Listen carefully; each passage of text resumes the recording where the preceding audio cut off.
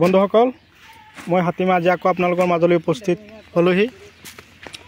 তো আজি খুৰা ফুলকবি কাটিছে,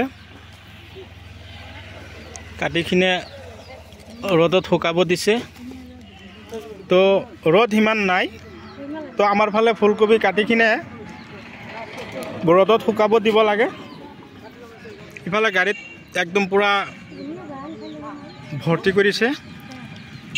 এটাৰ লগত আৰু এটা চাওক কিমান ধুনীয়াকৈ। তো এইটো খেতিৰ পৰা কাটিছে, চাওক কবিৰ ধৰণটো। এইটো খেতিত খুৰাই বহুত টকা খৰচ কৰিছিল। বৰ্তমান ফুলকবিৰ দাম বহুত ভাল আছে, 45, 43, 42 এইখিনিৰ মাজত আছে। কথা হ'ল বন্ধুসকল, খেতি কষ্টৰ মাজত কৰাৰ পিছত যেতিয়া আমি খেতিৰ পৰা চব্জিৰ দাম পাওঁ তেতিয়া কিন্তু বহুত ভাল লাগে, আনন্দত লাগে।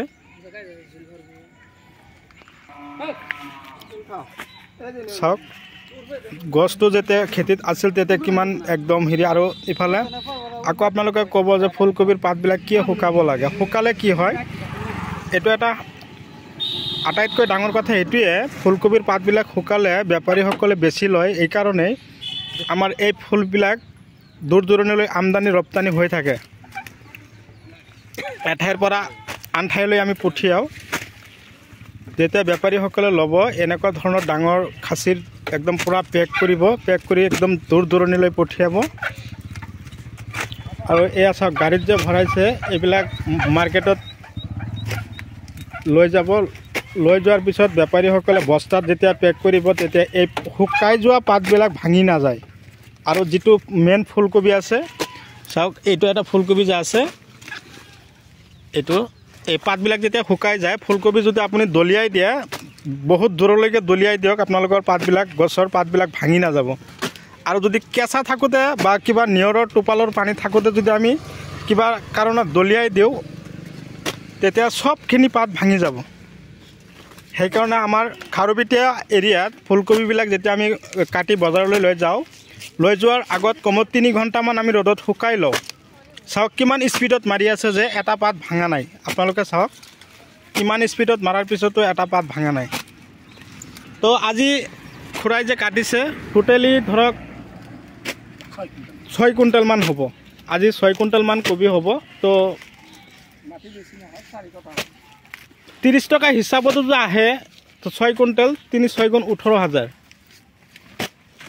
একেবাৰে কম দাম হিচাপত মই আপোনালোকক জনাই দিলোঁ। 30 টকা হিচাপত যদিও আহে 6 কুইণ্টেল কবি, 18,000 টকা আজি আহিব।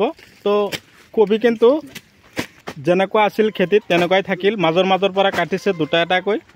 তো আশা কৰোঁ খুৰাই এইটো খেতিৰ পৰা মিনিমাম 2 পৰা 3 লাখ টকা এটা ইনকাম কৰিব পাৰিব।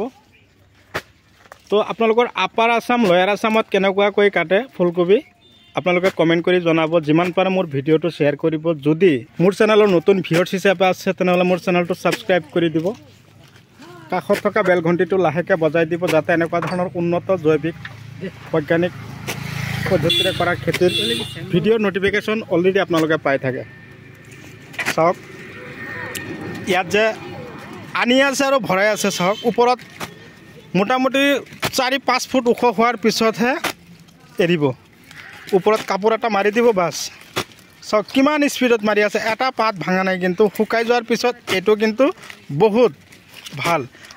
আমালোকে কিন্তু পাত শুকাই যোৱাৰ পিছত আমি ভাবোঁ কি খোৱাত কিজানি টেষ্ট নাহিব, নহয়। বহুত দূৰলৈকে যাব বেপাৰীসকলে যেতিয়া এইবিলাক ফুলকবি কিনিব, বজাৰত যে মাৰ্কেটত লৈ গৈ আছে, যেতিয়া কিনি ল'ব, কিনি লোৱাৰ পিছত বেপাৰীসকলে যেতিয়া বস্তাত ভৰাই থাকিব, তেতিয়া আপোনালোকক মই এটা ভিডিঅ' পিছলৈ দি দিম বাৰু, কিমান স্পীডত মাৰিব লেবাৰসকলে যেতিয়া মাৰ্কেটত কাম কৰে, চাব। অলৰেডি মই সিদিনাও এটা ভিডিঅ' আপোনালোকলৈ আপলোড কৰি দিছিলোঁ। তো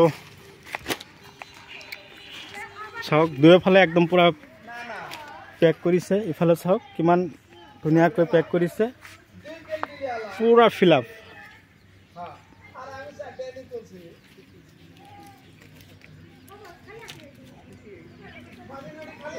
তো আজিলৈ এৰিছোঁ, পৰৱৰ্তী ভিডিঅ'ত যাতে পুনৰাই আপোনালোকক লগ পাওঁ। ধন্যবাদ।